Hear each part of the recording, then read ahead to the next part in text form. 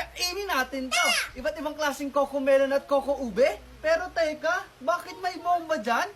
Tara, let's go! First, yung coco melon. Pero syempre guys, bago namin kainin ni Amara yan, don't forget to follow me and comment sa comment section. Next kakainin namin ha.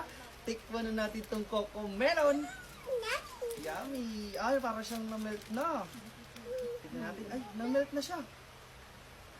Ang sarap pala na to.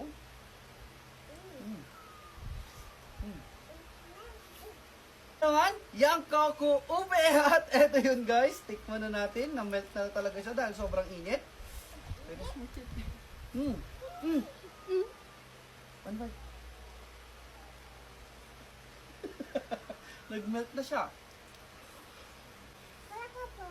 Para ka pogi. Again. Next naman, yung bomba. At syempre guys, hindi naman namin pwedeng kainin yung bomba. Let's go!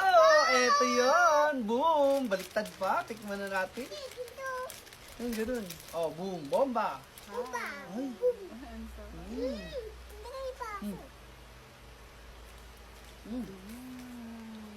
Sarap. Like, follow, comment, and share. Bye-bye!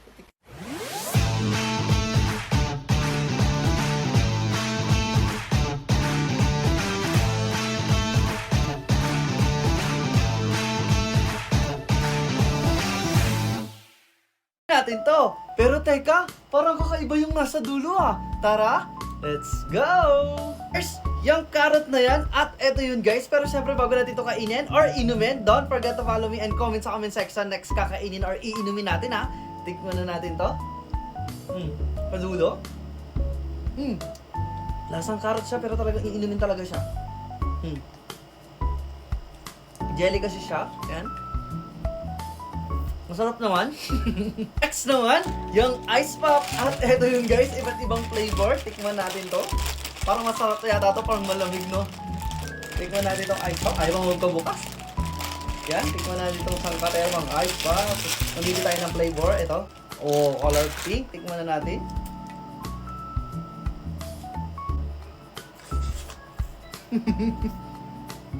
Masarap din naman siya. Okay naman. Next naman, etong mojito. Tikman natin to. Kung ano yung lasa na to. Pwede kaya itong inumin ng walang chaser. Tikman natin ha. Meron ako nakita dito is flavored spirit 17.5 alcohol. Tikman natin. Parang excited ako matikman to. Tikman natin to kung anong lasa na to. Tikman muna natin. Sa amoy niya para siyang ano lang. Ang bango. Tikman natin.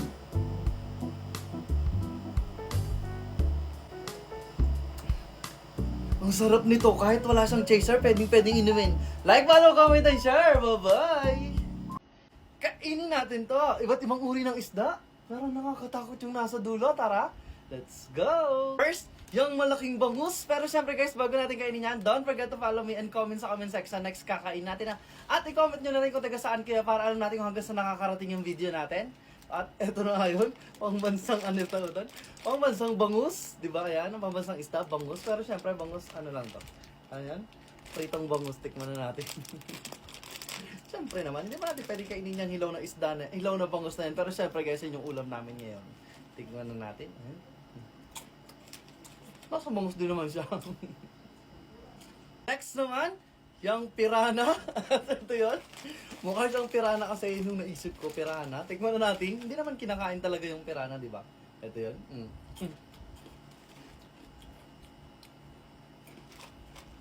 Diba? Yung susuptong kinakain ko. Hala! Next naman, yung koi na yan. Pero syempre hindi na natin pwede kainin yan. Naghanap tayo ng pang-alternative. Ito, parang naisip ko din talaga sa kanya yung koi. Kasi di ba iba-ibang kulay. Tikman na natin. Ang laki na to. For the ano tayo ngayon? Fish edition. Ayan. Tikman natin.